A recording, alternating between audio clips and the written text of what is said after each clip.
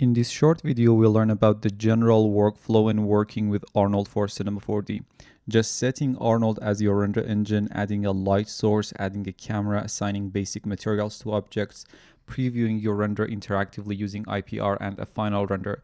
This lesson is designed for people who are just starting with rendering and really don't have the slightest idea what the process is like. If you have ever done any sort of rendering, you can safely skip this video. I have already created a few objects in my scene. I have a floor plane and a simple sphere on top of it. The first thing you need to do is to define Arnold as your render engine, which we'll learn in the previous lesson. In the render settings, change your render to Arnold Render.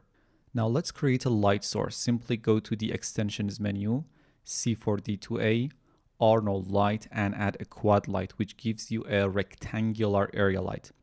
Now let's position the light, and a very simple way to do that is to use the look at option in the Arnold light. As the sphere is our main subject, let's tell the light to look at the sphere all the time. Now we can move around the light and it will always shine at the sphere.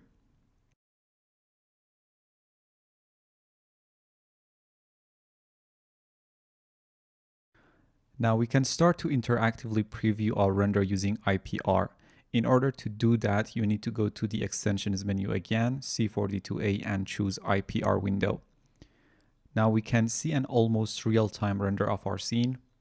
I'm going to set the IPR scale to around 70% of the final resolution so we can see a bigger render. Let's find a nice view and create a perspective camera from the Arnold menu. The light is too dark, so let's increase its brightness by a few steps until we get a better exposure. We can see this noise around the shadow edges, so let's increase the quality of our light by increasing its sample from 1 to 4. Now that's smooth. We can create two different materials or shaders for our floor plane and our sphere in the next step.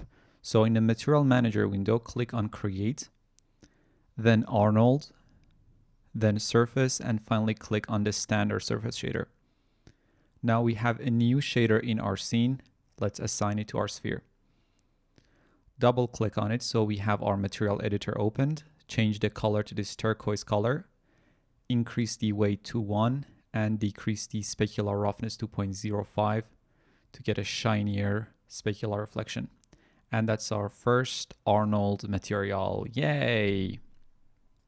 Now let's create a new standard surface shader for the floor plane and assign it to the floor, obviously. Rename it to something like ground or plane or whatever, or floor. This time, instead of using a color to define the base or diffuse portion of our shader, we specify a texture as our base color. In order to do that, you need to go inside Arnold Shader Network Editor, double click on the material to open up Material Editor, click on this Open Network Editor button.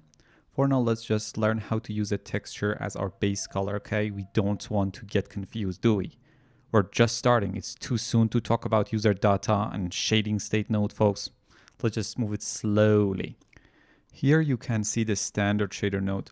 Now to the left, you have all the nodes that you can use to develop shaders and networks.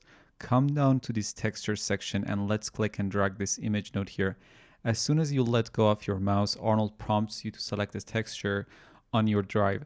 In the text folder of your project files, you have this grid.png image. So let's select that and click on Open. Now that we have our image loaded, let's click on the output port of the image. Hold down your mouse. Now drag this line and let it go on this blue input section of the standard surface shader. Now we have this menu which asks us to define an input that we want this texture to control. So go to Main, Base, Color. Now we have defined this image to be used as our base color. Great. Now let's select our standard shader. Under base section, as you can see, we have no longer see the color because it's being controlled by our image node. Let's set the base weight to 1 to see the texture the way we meant to. Also in the specular section of our standard surface shader, let's set the specular weight to 0 so our shader is not reflective. You notice the grid squares are a bit too big, so we can increase the tiling to make them smaller. I'm going to select the image node and under UV coordinates, increase the scaling to 2. Now it looks much better. So that is what we have. And as you can see, our shaders are working just fine.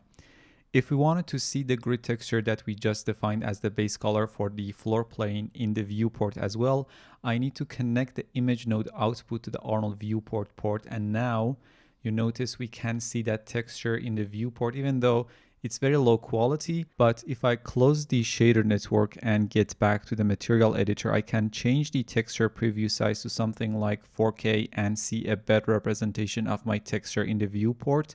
I can do the same thing for the sphere shader. So instead of this grayish color, we can actually see the actual base color.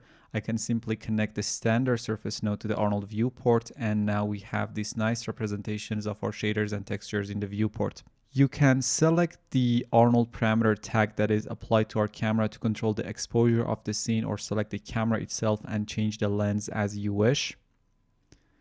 Now that we have our light, our camera, and our shader, we can start the final render. So go to the render setting, define your output resolution and where you want to save your render, and finally click the render to picture viewer button and wait for your final render. And now we have kicked off our final render, and depending on your machine, it might take a few seconds or a few minutes. In this lesson, we'll learn about the general and very simplified workflow when you use Arnold as your render engine inside Cinema 4D. See you in the next one.